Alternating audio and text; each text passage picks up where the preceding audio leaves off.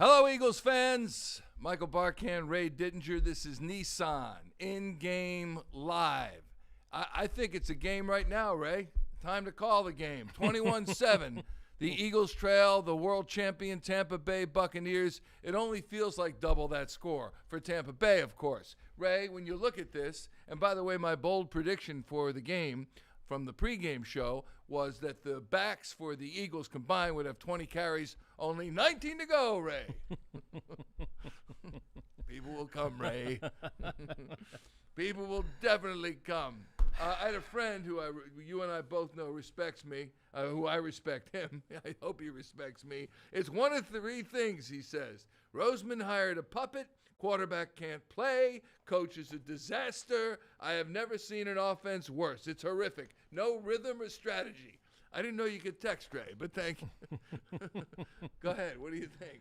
Well, they make some pretty good points in there. I certainly agree with the part about the offense having no shape or rhythm to it. It clearly doesn't. I mean, you went the whole first half of this game, and you had one handoff to a running back. Miles Sanders, 1 carry, 1 yard. It's just ridiculous. I mean, the way this team, the aversion this team has to giving the ball to the backs and letting them try and make a play is just it borders on laughable. Yeah. Really, it really does. I mean, the play calling here. If you look at this offense, you know what this offense consists of? This offense consists of, let's just put Jalen Hurts in a shotgun, snap him the ball, and let him just run around and try and make a play. Yeah. I mean, we used to talk about that was the Buddy Ryan and Randall Cunningham. Make a few plays. Yeah, just put him back there, give him the ball, let him run around and make up plays. Well, you're doing the same thing, but you're doing with Jalen Hurts. And you think you're going to win games that way? I don't think so. You know, one of the things that we said coming into this was that the Eagles could not afford to start as slowly offensively as they did in Carolina, because tonight you're playing Tom Brady. You're not playing Sam Darnold. And the offense has been all of that. I mean, they had the first drive that they took it down the field, aided by a couple penalties, by the way, and they score. Since then, they have 1 first down. They've had 5 possessions of had 1 first down. It's 21-7, which isn't good, but they're lucky it's this close. Yeah. They're lucky it's this close because the Buccaneers look like I hate to say this. You said this last week. It's a pet peeve of mine. I hate the Thursday night games. I think the Thursday night games stink. I just don't think you give the coaches or the players enough time to prepare off Sundays. I think you wind up with lousy games, and the Buccaneers don't look – I mean, they're up 21-7, and they don't look good to me. They look sluggish. Brady looks way off his game. Well, he's had 2 picks. He might have had 3 picks, which is really even more upsetting regarding the Eagles' offense because the defense gave them the ball back 2 times and nothing.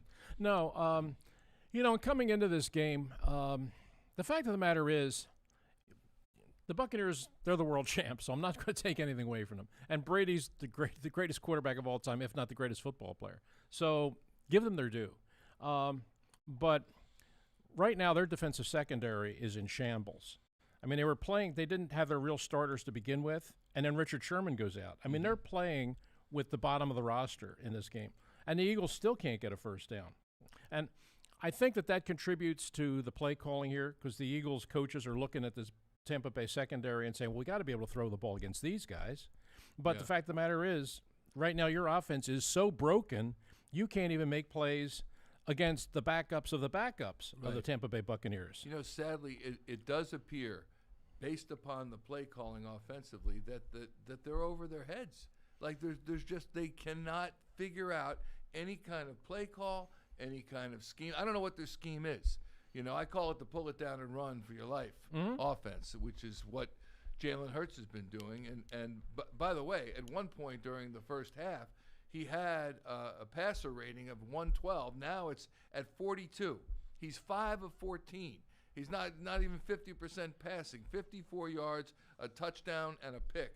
Brady, even with the 2, it's 1 interception, but at 105.6 for Tom Brady.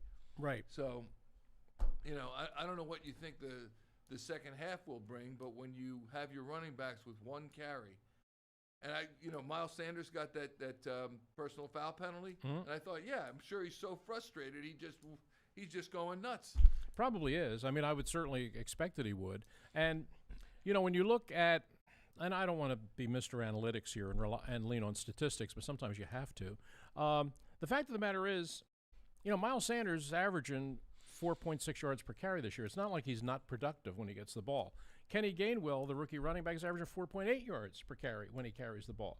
So it's not like you have a couple guys that can't move it, but you're taking them out of the game. The other team isn't really. And we had talked about the fact that I can't believe this team's running the ball so infrequently. And tonight they've taken it to yet a new threshold with one handoff in the first half of this game. Yeah. But also 5 completed passes, Ray. I mean, if you're going to put the ball up, maybe 50%, maybe you could hit 7 of 14. And I'm tongue-in-cheek there, but come on, that's terrible as the passer rating indicates. Again, keep it in context. Against the 32nd ranked pass defense in the NFL. Right. Okay. You're not struggling like this against a really good secondary.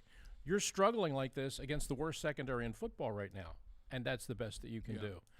There is no mercy rule. They will play the second half, and we will have the post-game program in all its splendor when the clock hits 0, featuring Ray Dittinger, Seth Joyner, and Barrett Brooks. We will have interviews from Nick Sirianni, who, by the way, seems like a wonderful guy. I loved hearing him talk about some things related to football, but when you're not winning games and they fall to 2 and 4, look, maybe they make adjustments in the locker room at halftime. I just don't see that happening. Do you? No.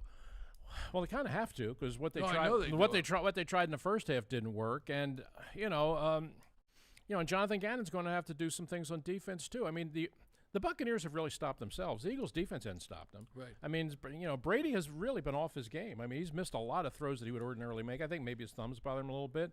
Maybe they're just still not quite over the short work week. But offensively, they're up 21-7, and I guarantee you the Buccaneers are in the locker room saying, boy, we're not executing worth a damn on offense right now. And they'll be right in saying that. Yep.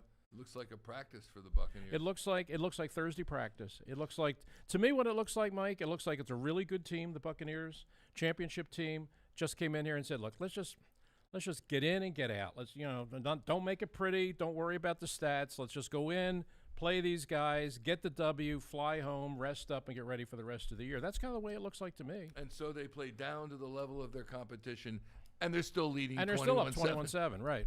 That's going to do it for Nissan In-Game Live. It can only get better from here, ladies and gentlemen. And we leave you with the second half. And then when the clock hits 0, we're back with Eagles post-game live. Hopefully we're talking about a big come-from-behind win. See you then.